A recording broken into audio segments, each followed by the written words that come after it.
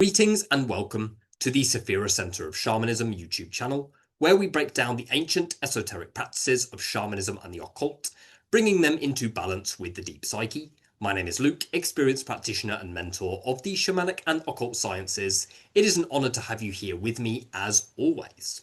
There is lots going on within my membership programs at this moment in time and lots of exciting stuff up and coming. So definitely check those out within the first and second links of the description of this video. First link for the premium membership service and the second link for my Patreon. I look forward to seeing you over there.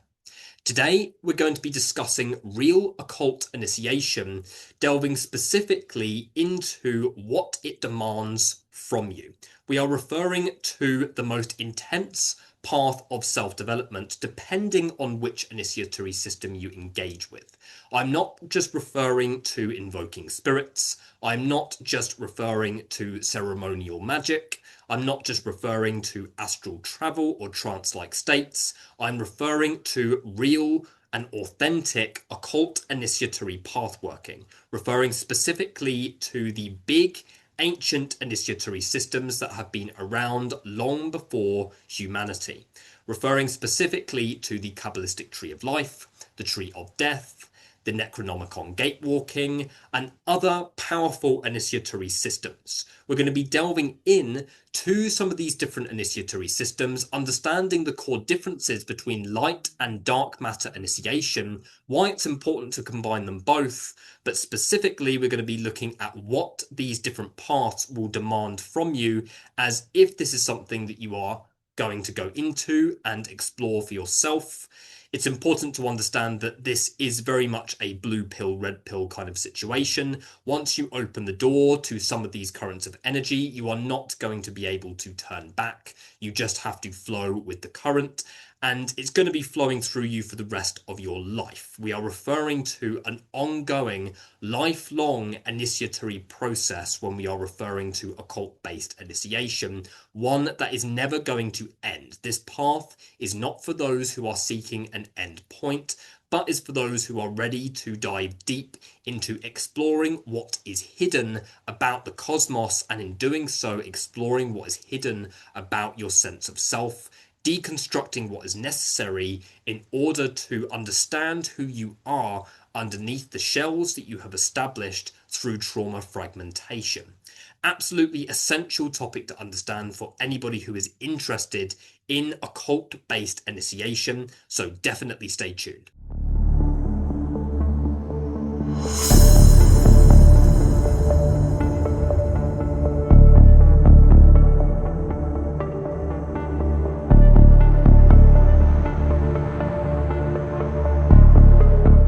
So when somebody chooses to embark on occult initiation, they are choosing to pass a threshold that is going to entirely change the way that they practice occultism and the way in which they approach their lives as a whole. It is not a small thing to embark on. We are talking about an ongoing initiatory process and evolutionary path that is going to ramp up in intensity the further along the process that you go. That threshold that I'm talking about, that somebody chooses to cross when they embark on occult-based initiation, separates initiates from non-initiates, okay? And non-initiates does not mean that they are any less than initiates, okay? First and foremost, it's important to not get caught up in the label of I'm an initiated white magician, I'm the initiated black magician, I'm an occult initiate. Even that can become a mask to hide from your true sense of self.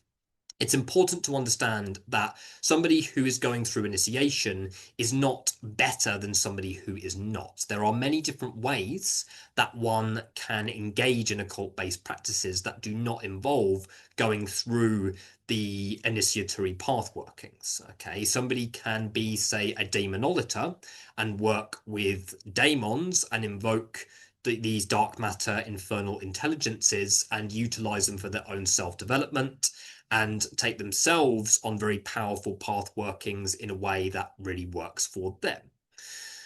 But many people who are in the occult and do practice occultism are dabblers. Okay, and what is an occult dabbler?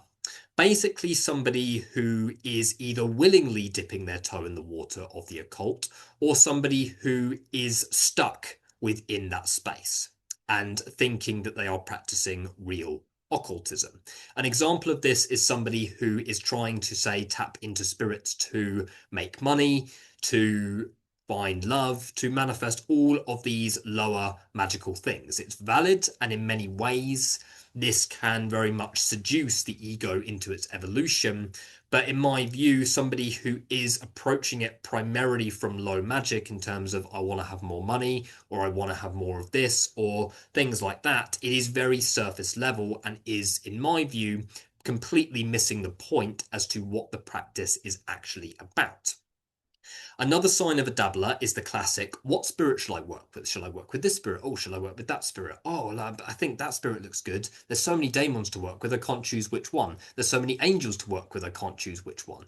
Another example is, oh, there's so many healing modalities. I've got so many things under my belt. What shall I do? What shall I do? What shall I do? Okay, it's basically somebody who has not made the decision to fully focus their energy towards one thing specifically and is just quite scattered in terms of their practice, almost, moving from spirit to spirit to spirit, not really going to a great level of depth with either their invocations, and just somebody who is very much just, skimming the surface of what these currents of energy are really here for. So when somebody makes the decision to step into occult initiation, they are moving into a space whereby their entire view of the occult, as well as their entire view of themselves and their lives, is going to change. Your life is going to have a different aim altogether from what you originally thought it did. And many people do not realize this when they start to engage in occult-based initiation. Now, there's different levels of intensity that you can engage in. Okay, there are, say, left-hand path related occult initiatory path workings, as well as more right-hand path occult initiatory path workings. It's not always black and white. Basically, the difference between the two is that the left-hand path is focused on self-deification. Okay, honoring your own godhood, retrieving your own godhood, and finding that truth and authenticity, whilst right-hand path related practices are notoriously more patriarchal in nature, often involve honoring external divinities and understanding your connection to them. So there's very different sort of pathways that you can take, and particularly with systems like the Kabbalistic tree of life and the tree of death, particularly the tree of life, it's extremely flexible according to how you actually approach it. So many people approach the tree of life in quite a patriarchal religious sense, and as they are approaching it with that intention, that's exactly what the initiatory system is going to give them. It's going to give them something or some level of initiation that is going to align with the particular religious paradigm that they are approaching it with. For example, if a Jewish person approached the rabbis to learn Jewish Kabbalah, sort of Kabbalah that is focused on Jewish practices and Judaism as a whole, and working according to the ancient texts, such as the Zohar, then they are obviously going to get an experience, an energetic experiences, that is going to match what their true will is wanting from that particular initiatory process. So it is important to understand that the initiatory systems you approach are going to be extremely different according to what your soul is actually wanting from them.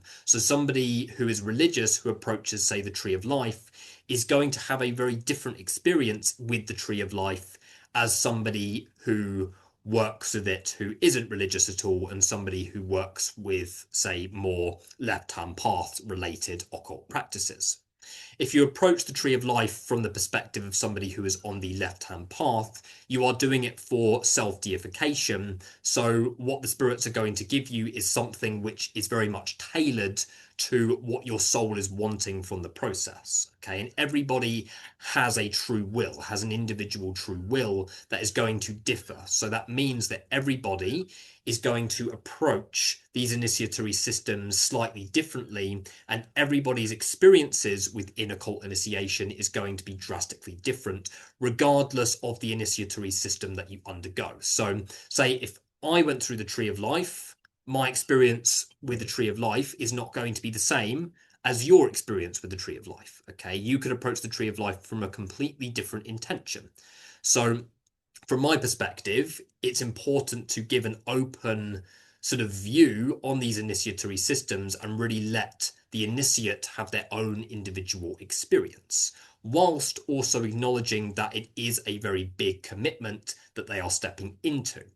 This is especially the case for those who are stepping into darker occult initiation, because these are more deconstructing in nature.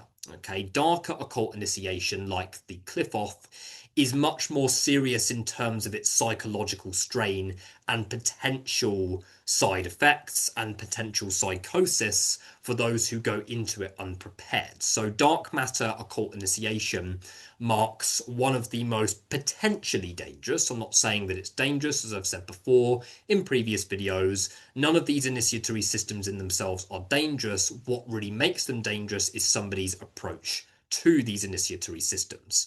So if somebody approaches dark matter occult initiation, such as the Tree of Death, the cliff off, in a way that is unprepared and is just kind of blasé about the whole thing, not really sort of understanding that trauma integration is going to be a core part of the process, then it's going to be a bit of a shock, to say the least. It's going to be a bit of a shock for those who are not ready to go into that type of initiatory system, or those who are going into it sort of not really understanding the severity of the initiatory process that you are going to undergo. So regardless of what approach that you choose, you are going to align to your soul. You are making the decision to align to your soul, and that has to involve a certain level of trauma integration work, regardless of what initiatory system you're going through. Even if we're referring to the most light matter ordered initiation that you can go through. If you go through the Tree of Life, which is a angelic initiatory system, you're still going to have to do trauma integration work. If you go into the cliff off, the Tree of Death, demonic metamorphosis, you're going to have to go through even more trauma integration work. Even though the overall intent of these two initiatory systems are different in nature because you're working with opposing forces, both of them are going to involve very deep trauma integration work. Very deep trauma integration work that is probably, if you go into it thinking that it's not going to be like that, it's probably going to take you by surprise. I've had people who I've mentored through the Tree of Life, and they have had really difficult experiences in the Tree of Life, but mainly because they did not expect that the Tree of Life was going to be that powerful. People think, oh, the Tree of Life isn't that powerful. Oh, it's just like matter. Oh, just attune yourself to all of these emanations, attune yourself to all of these angelic energies, and then done. Sorted. No, it's not like that. Angels are the most projected upon beings within the cosmos. Their role is to shine a light into your nervous system, into your shadow, so that you can begin to reconstruct a reality that is optimally aligned to what your soul is needing to evolve. So that means that angels are also going to provoke you into a process of deep trauma integration work. Daemons, on the other hand, are going to completely devour your false self, which is the shells that you have established to make sense of the chaos. Daemons are going to deconstruct and eat what is illusionary about yourself, at which point you will go through a big transmutation process in order to process and integrate who you actually are underneath those illusions that the daemons are eating away. So regardless of what initiatory process that you embark on, you have to acknowledge that trauma integration work is going to be at the forefront, because it's not as simple as connecting to your soul. You've got to understand that the soul and the inner child are very much interconnected. So in order to connect to your true will, which is very fluid and does change and adapt, In order to connect to your true will, you have to connect to your inner child. And in order to connect to your inner child, you have to cut through illusions that have been stopping you from connecting to various different parts of your inner child. So whether it's a dark or light matter based occult initiation, inner child work is a very important foundation to have. And those who do not consciously address their inner child throughout their initiatory process can very easily end up pushing or bulldozing their inner child into things that it doesn't necessarily want to do. And then it can fall into re-traumatization territory. So we're not just engaging with occult energies. It isn't just another attunement. It isn't just invoking spirits. We are referring to a full soul level commitment to actually embody your soul's essence. And that can be a very painful process because you have to make various decisions throughout the process as to whether to embody what is right for you or embody what is easy for you. Okay, and what's easy for you is to not follow your soul. What's easy for you is to continue to separate yourself from your inner child and your soul. And many people who do engage with occult initiation do very easily fall into that territory whereby they are not actually listening or communicating with their inner child at all and are still caught in the illusion of, oh, invoking that spirit, invoking this spirit, when in reality, all of that is fireworks. Occult initiation is a very deep path of self-development and integration. Okay, whereas before occult initiation, depending on how you practiced or how you worked with various spirits, it may not have been about that. Okay, it may not have been about, what's coming up here? How can I connect to my inner child here? What are my unmet needs here? Because that's what the real occult initiatory processes are going to bring up for you. It may have been a bit more surface level, like how can I embody this daemon to, break this block within my day-to-day life? How can I invoke this angel to remove this obstacle from my day-to-day life? How can I embody this to be more receptive to abundance? For many people, that is the type of surface level approach to occultism that they embody sort of before they go into their initiatory processes. I've even had people who have learnt with me who said, I'm in the Cliffoth, I'm going through the Cliffoth, or I'm going through the Sephiroth, because they're invoking the spirits. And I just think, so sweet, so cute, because that's not the initiation. Okay, invocation of spirit is very different to real initiation. Real initiation is actually ritually initiating yourself into powerful occult technologies and structures that are older than you know, that have the primary function to take you on a very specific path of transformation and alchemy, which is going to far surpass what the invocation of any spirit is going to do for you, because you're actually choosing to, in a sense, become the divinity, depending on which approach you choose. If you're approaching it in the left-hand path perspective, which is self-deification, then you are making the decision to become the god. You are no longer invoking the god. You are making the decision to become the god. And if you invoke a god or some kind of current of energy, then you are doing it to embody your own divinity and deconstruct the illusions that are ultimately repressing that truth and authenticity. So we have to understand here that from the moment you step into this initiatory system, your life is going to change thoroughly. Your whole intention is going to change. Okay, as you go through the different stages of occult initiation, your entire intent is going to change as the illusions that have defined your sense of self are shed, which basically means that you have to be willing to embody the fluidity of reality. You have to be willing to embody a state of being which is more fluid in order to keep you evolving. We need to understand that initiation comes at a cost, and what it demands from you is everything. Initiation into occult-based practices, particularly left-hand path related occult initiatory systems, such as the Qliphoth, are going to demand everything from you. Everything from you that is not you. You have to let go of everything that is not you. It is not an overnight thing. It's not like you step into the initiatory process and then it's like the spirits are like, right, hand it all over. It's very gradual. It's a very gradual thing, and it's a very laborious process. Okay, it is supposed to take quite a long time. Okay, it's not supposed to be a quick process by any means. And people who often approach occult initiation thinking that it's going to be done in a few months, I also think so sweet, so cute that you think that, because it's not going to be like that. Okay, even if you make the decision to actually ritually initiate into every stage of the initiatory process. I've heard of people who have opened and initiated, say, all of the Qliphothic spheres in a single evening, or all of the Sephirothic spheres in a single evening.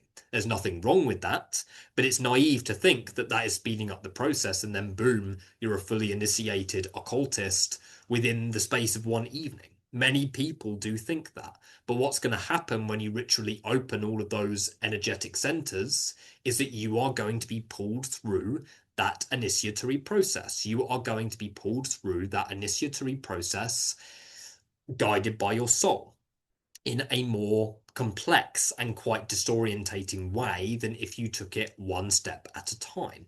So regardless, it is going to take a while because it's never something that is really going to end.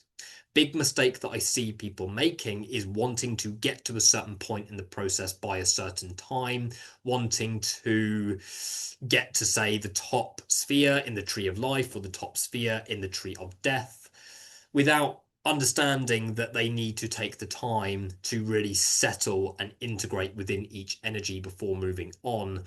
Otherwise, it can seriously mess you up if you go through it too quickly. I tend not to fearmonger when it comes to occult-based initiation because many people do like to fearmonger, particularly with the Qliphoth, as it's very popular within the left-hand path communities. Everyone's like, it's so dangerous, I went through hell, all of that sort of stuff. But you know, in my view, everybody is going to have a different experience, and it's not worth fear-mongering about any type of initiatory system because ultimately my experience is not going to be yours. And if you go into it prepared, then it will be a very beautiful and very transformative initiatory process. But it's not to be taken lightly. It's never to be taken lightly. It should be approached with respect, optimal respect, with no righteousness. Okay, if you approach these initiatory systems with righteousness, you are going into it with way too much self-importance. Okay, when I say self-importance, I don't mean the genuine, authentic importance. I mean self-importance from the perspective of falsehood. Going into it, clinging on to your illusions and coping mechanisms, it's not going to wash when you get to a certain point in those initiatory processes. So understand that what these systems are going to demand from you is your full commitment to embodying your true soul's essence, which on the surface sounds really beautiful and love and light, but it's actually not. It's actually quite an uncomfortable, quite a, as I said, quite a laborious process that is there specifically to test you. You know, your true soul's essence is not going to be given easily or freely. There is illusions that need to be cut through first, regardless of what type of initiatory system that you undergo. Admittedly, light matter initiation is on the easier side compared to dark matter initiation because the purpose of it is different. Light matter initiation is there specifically to sort of bring order and clarity, okay, and initiate you to a point where you're able to create your own order and clarity, okay. In a sense, you're learning to embody the angelic current and learning how to create order from chaos in your life. That's the purpose of light matter initiation, such as the Tree of Life. It's a kind of, you know, creation based thing. Okay, you're tested through means of actually cultivation and creating different things within your day-to-day life in order to then connect to your true essence. But on the other hand, the Tree of Death is one of deconstruction. Okay, Tree of Life is manifestation, creation, life, And then the tree of death is deconstruction, okay? Deconstructing everything that is not you in order to understand who you are beneath that, okay? It's not just about understanding, but it's actually about being okay with not understanding. And when I say being okay with not understanding, I mean realizing that you are actually initiating into the primordial chaos. The Qliphoth are the power centers that actually dwell within the primordial chaos, which is a void state. Okay, you are initiating into dark matter, which means that it's not about understanding, but actually about living without tangible clarity. The Qliphoth reveals to you things about yourself that are incredibly personal, but it also reveals to you the illusion of clarity and the illusion of knowing, and how a tangible path ahead of you whereby you can predict every step and know exactly what is going to happen is completely illusionary and was never actually aligned to the blueprint of your soul.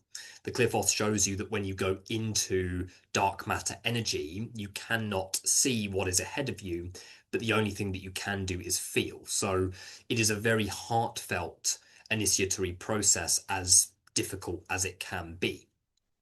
So regardless of what initiatory process you go through, be it dark matter or light matter, angelic or demonic, whatever that may be, you have to understand that trauma integration is at the forefront. And to be honest, even this is very new information. Even some of the famous occultists have not really fully understood that trauma is at the core of being a successful initiate.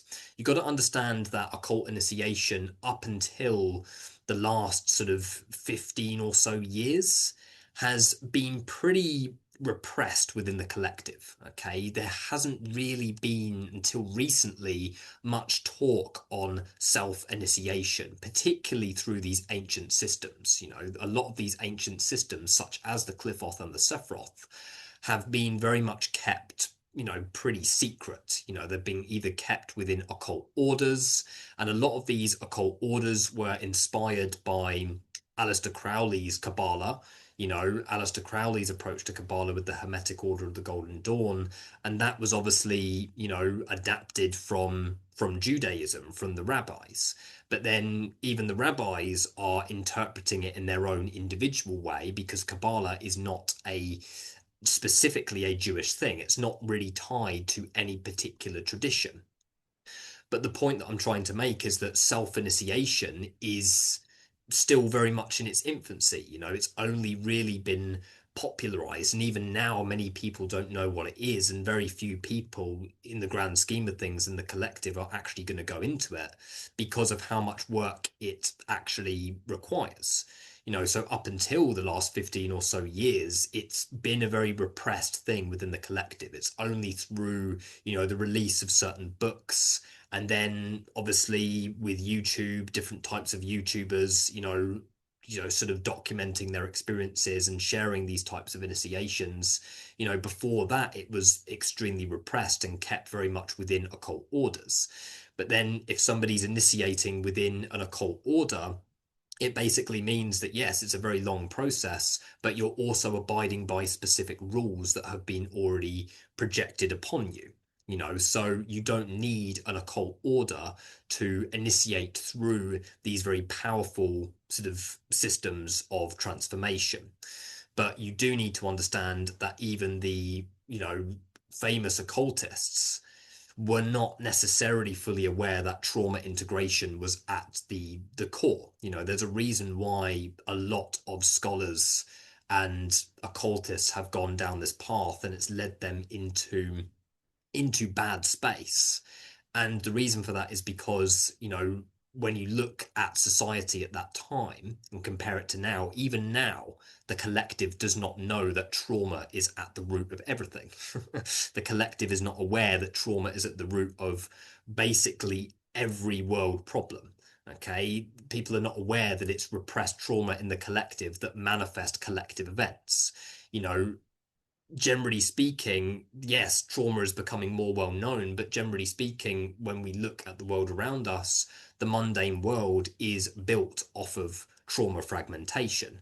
And then if you compare that to, say, the era of Eliphas Levi and the era of Aleister Crowley, absolute occult legends, extremely knowledgeable, in their craft. But you have to understand that there may not have actually been conscious understanding of the fact that trauma integration is going to be at the forefront. I mean, Aleister Crowley crossed the abyss, faced Choronzon, and he did it successfully. Like Aleister Crowley was a very, very successful occultist in many ways. I mean, he did experience a downfall in his, later on in his life, but he was extremely talented. But simply by the way that he approached Choronzon, the beast of the abyss, in the most dangerous way that somebody can approach Choronzon. He literally he fought Choronzon basically. Like he fought Choronzon. And for those who are aware and familiar with modern demonolatry, we never fight spirits. We never try and trap, we never try and bind. And particularly when we try and cross the abyss, or when we cross the abyss in the Qliphoth or the Sephiroth, we especially do not fight the beast. We have to surrender to the beast. We have to welcome the beast as a guide, as an initiator. Aleister Crowley didn't do that. Yeah, Aleister Crowley crossed the abyss successfully by basically fighting Choronzon. Yeah, and you've got to understand that Choronzon represents the most repressed aspects of the self. The most repressed aspects of the inner child, a personification of all falsehood that is repressing that truth and authenticity. So if somebody fights the beast, then you've got to understand that, they might not have fully understood that trauma integration work is very much at the forefront of all kinds of occult-based initiation. So you have to understand that self-initiation in this way is very new, and there's a reason why these technologies have become so easily available. It's partially to do with the time that we're in. You can gain access to the Qliphoth, the Sephiroth, the most powerful initiatory systems that have been kept secret for centuries. You can find them by searching on Google, and that's a very beautiful thing.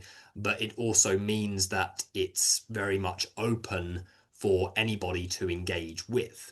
And that can be both a good thing and a bad thing. On one hand, it's not necessarily as gate kept as it was, which means that it is open to everybody who is willing to go into it.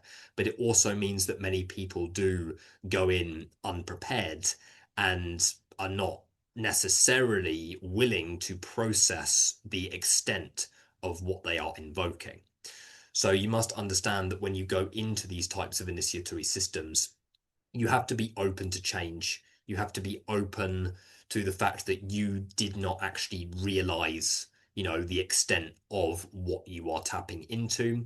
You have to realize that, your true will may be completely different to how you are living your life now. If you are guided towards occult initiation, there's a reason for that, and that's because you are called to actually connect to your true will and connect to your truth and authenticity, and actually understand yourself free from the illusion that you have been fed and had projected upon you from birth. But you've got to understand that occult means hidden, which means that you are exploring what is hidden about yourself. You are exploring the pillars of your unconscious mind and learning how to destabilize that which is holding up foundations which are extremely unhelpful and are keeping you within a place of slavery and within a place that is not actually helpful or co-creative to your continuous evolution. So that openness to change, that openness to fluidity is absolutely essential.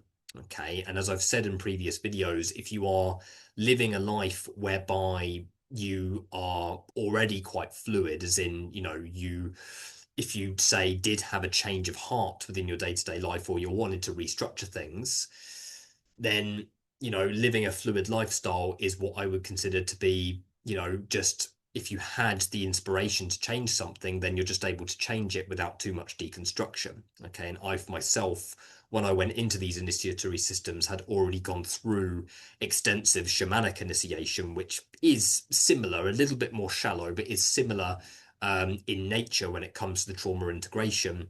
So my system and my life was quite fluid in the sense that I was already self-employed.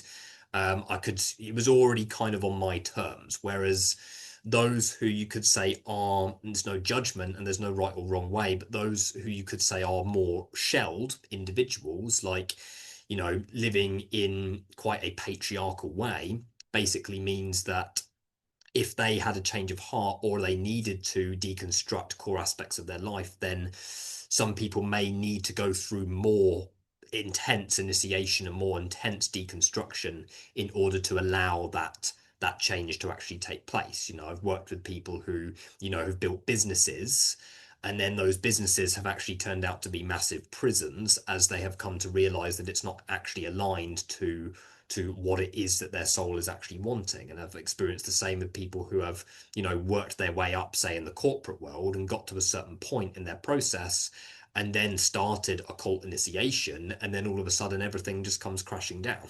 And there's lots of deconstruction, or somebody's in an unhappy marriage or is not speaking up about their needs within a relationship dynamic.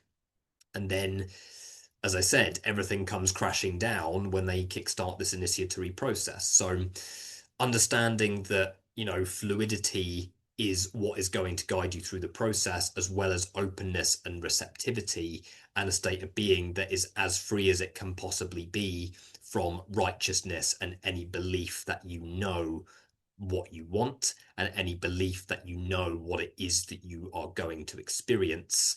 Having that openness and fluidity is going to extremely help, because the process is going to demand that from you.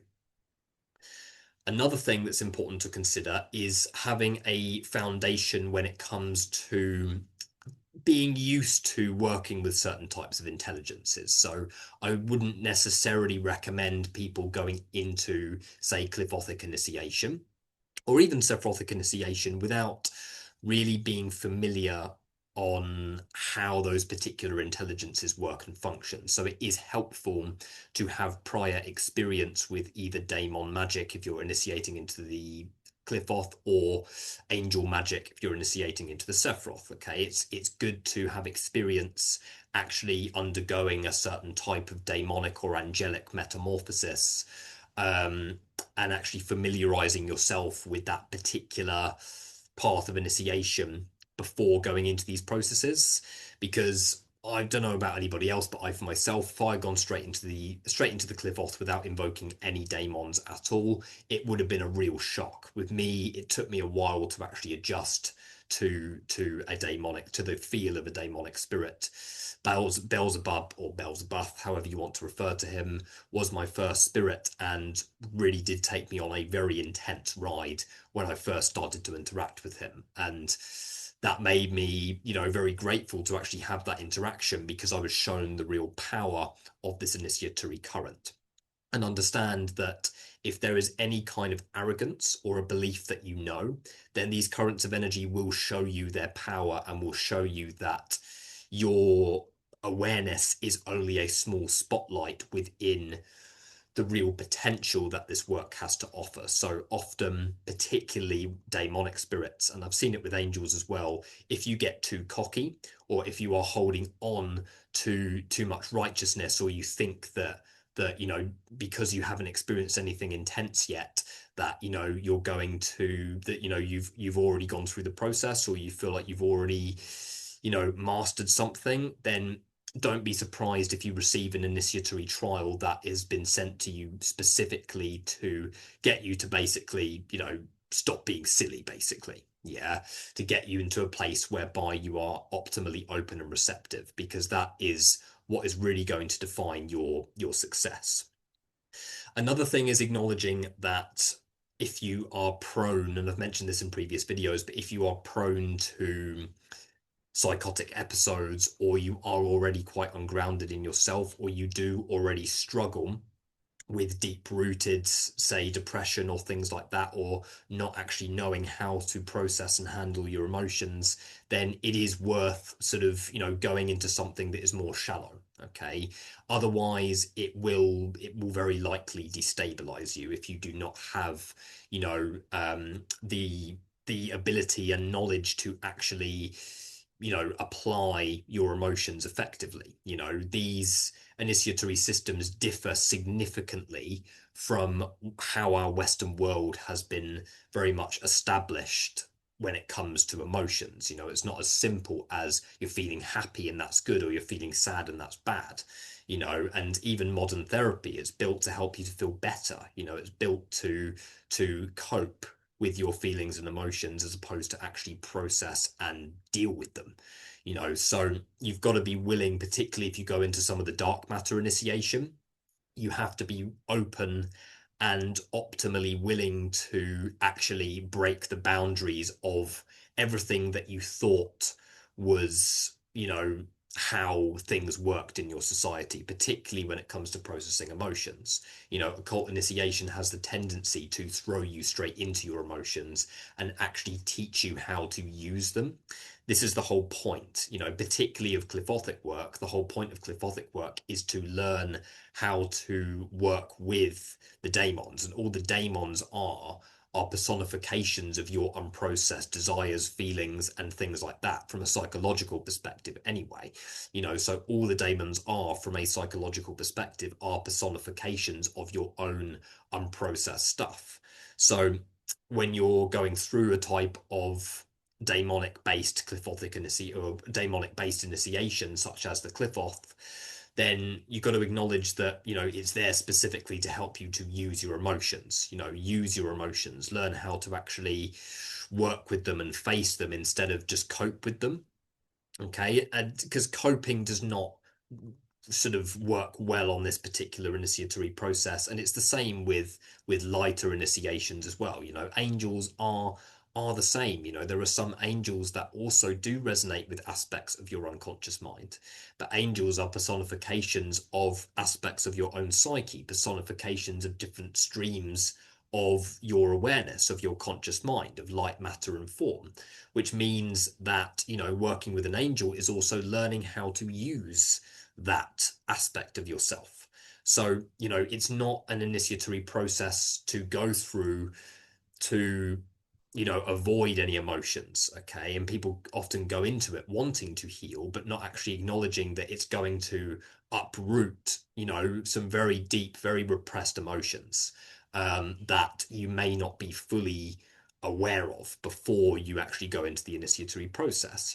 How you think that this process is going to unfold is going to be extremely different. I've gone into to say, Kabbalistic initiation thinking that it's going to be one way, or I'm going to experience things in one way, and then they're not experienced in that way at all. So really having that openness to going into the process and acknowledging that, what is within your unconscious mind and what is already within your nervous system, and the certain things that you're needing to develop and embody within yourself in order to become a vessel for your soul and a vessel for your true will. You're not always going to know exactly what that is. You're not always going to know exactly what a particular stage of initiation is going to be able to bring you, just like you do not always know what your true will is in that moment either. It's understanding that your true will and the understanding of your true will is going to come through the initiatory process, yes, but it won't come through at its full capacity. You're not going to be able to hold the true will at its full capacity. You're going to understand aspects of it as you go through your initiatory process, but to think that you understand the entirety of your true will and the entirety of your soul, you would be very much limiting your soul. Okay, so occult-based initiation is not something that is ever really going to end, and therefore it's even more important to be optimally open and ultimately that you know what you're getting yourself into. Okay, because it's not for people who are dabbling. Okay, if you're a dabbler, or you're somebody who's dipping your toe in the water of the occult, or you're somebody who, is like, oh, should I, shouldn't I, then it's probably best to leave it alone. Okay, those who are wanting to go into it, or go into a certain initiatory system, study it, get to know it, work with some of the spirits from it. If you want to go into the Clifoth, work with Lucifer, work with Belial, work with Lilith, work with Hecate, work with Asmodeus, work with spirits from the cliff off and get familiar with it, as well as actually studying it as well. If you go into the Sephiroth, work with the angels, study the angels, actually understand the Sephiroth understand and study the Sephiroth from an esoteric and initiatory standpoint, approach it from, an integration point of view. Because once the initiation process starts, it is a Pandora's box kind of thing. Yeah, once it's opened, it's very difficult to close it. And in fact, once you've experienced that first alchemical transformation, you are not going to be able to reverse it. So make sure that it's something that you want, and make sure that you go into it knowing that it is an ongoing process, okay? Because it is going to demand that from you. Occult initiation is going to demand your life, okay? When you're going into it, you are making full commitment on the soul level to evolve. Okay, and as I said, sounds beautiful, sounds amazing, sounds extremely love and light on the surface, but that's really only the surface of it. Okay, real evolution is making the commitment to continuously integrate your inner child and continuously integrate your true essence and your soul. So you have to understand that when you're connecting to the soul on this level, you are also going to have to go into yourself on that level as well. And that is what occult means. Occult is hidden. You are exploring the hidden aspects of yourself. And you have to very much be willing to sacrifice certain things within your day-to-day life, sacrifice certain things that are not in full harmony with your truth and authenticity, sacrifice certain things, certain dynamics, and put boundaries in place where needed in order to build a solid evolutionary vehicle and environment that is able to hold the energies that you are invoking. Okay. So absolutely essential to understand. This is an area that I specialize in. So if you do have any questions, feel free to get in touch. As I said, check out my membership programs. Premium membership is ideal for those who are wanting to work with me closely, as well as gaining access to lots of path workings and initiatory systems, or my Patreon is also extremely powerful as well. But for now, thank you guys. Definitely hit like and subscribe if this video was helpful to you, and I will see you in the next video. Thank you.